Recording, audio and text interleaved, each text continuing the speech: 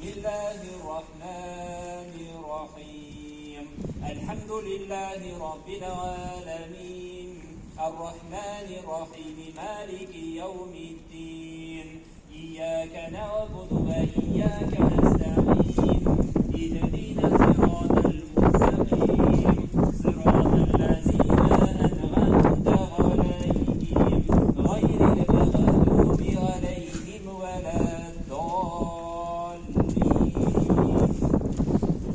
بسم الله الرحمن الرحيم إنا أعطيناك الكوثر فصل لربك وانحر إن شانئك هو الأبتر. بسم الله الرحمن الرحيم قل هو الله أحد الله الصمد لم يلد ولم يولد ولم يكن له كفوا أحد الله أكبر ولله الحمد. سبحان ربك رب العزة عما يصفون وسلام على المرسلين والحمد لله رب العالمين. أمين. الحمد لله رب العالمين والصلاة والسلام على رسولنا محمد وعلى آله وأصحابه أجمعين.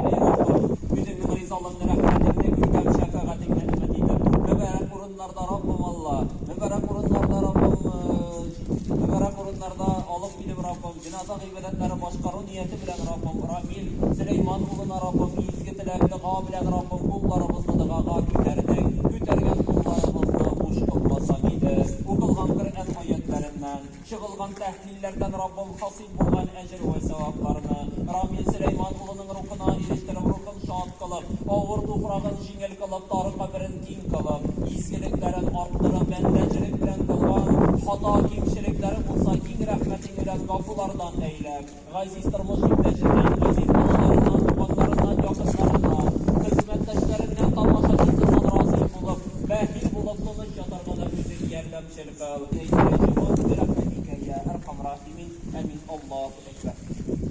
İnşallah cemaat cenaze ibadeti başkarırız. Kadın kızlar cemaat altı tarafka ötekiz. Bir altlar burada saflarımızda çekizler biraz daha algara. Allahu Ekber. Esselamu Aleyküm ve Rahmetullah. Esselamu Aleyküm ve Rahmetullah. İnna ileyhi ve inna ileyhi raciun ey Rabbim.